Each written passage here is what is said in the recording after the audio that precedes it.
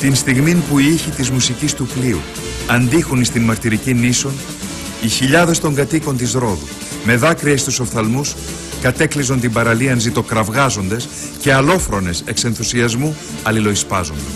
Την εποχή εκείνη ήταν πρωθυπουργός ο Μάξιμος, μια κυβέρνηση συνεργασίας, η οποία όρισε τον ναύαρχο Ιωαννίδη ως στρατιωτικό διοικητή για να παραλάβει από τους Εγγλέζους και εμένα πολιτικό σύμβουλο του στρατιωτικού διοικητού, και όρισαν και ένα γενικό γραμματέα, τον κύριο τον Μακαρίτη, τον Παπαχατζή. Αποβιβαστήκαμε στη Ρόδο και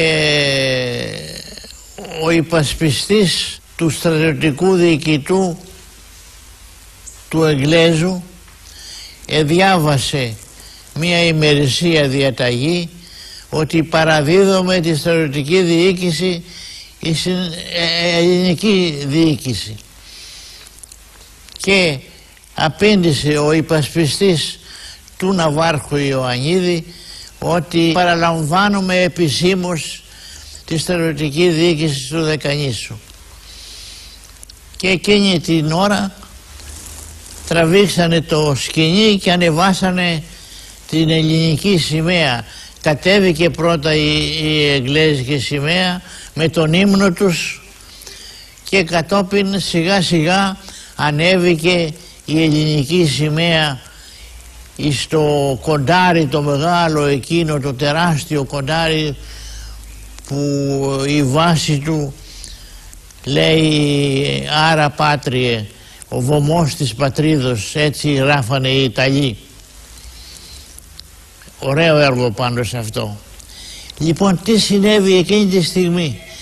Όταν άρχισε να ανεβαίνει η ελληνική σημαία στο κοντάρι, διαμοιάς όλοι οι παρευρισκόμενοι οι Δωδεκανήσιοι γονάτισαν στο χώμα.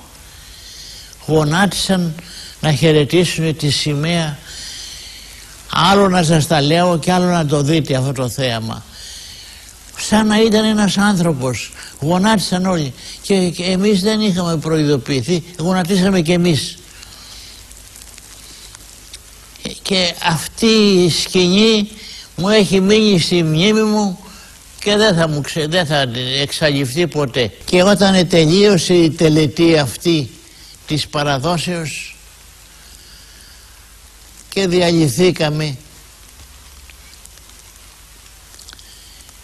ξαφνικά αντελήφθην ότι ο κόσμος που παρευρίσκεται εκεί δεν διελύεται να πάει στις δουλειές του, αλλά συσσωματωμένος ως ένας άνθρωπος, ως μία μάζα, ευάδιζε προς μία ορισμένη κατεύθυνση.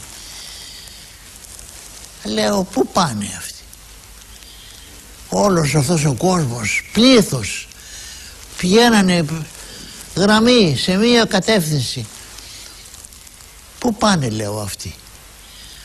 Αυτοί, λέει, πάνε στο νεκροταφείο. Πάνε να πούνε στους νεκρούς ότι ελευθερώθηκε η Δωδεκάνησος. Και αυτό το γεγονός δεν θα το ξεχάσω ποτέ, όσο καιρός και να περάσει. Και το συμβολικό αυτό, το σύμβολο αυτό, τη συνέχεια της γενεάς, από γενεά σε γενεά, να μεταδίδουν αυτή τη συνέχεια του εθνικού φρονήματος, ήταν μια σκηνή συνταρακτική.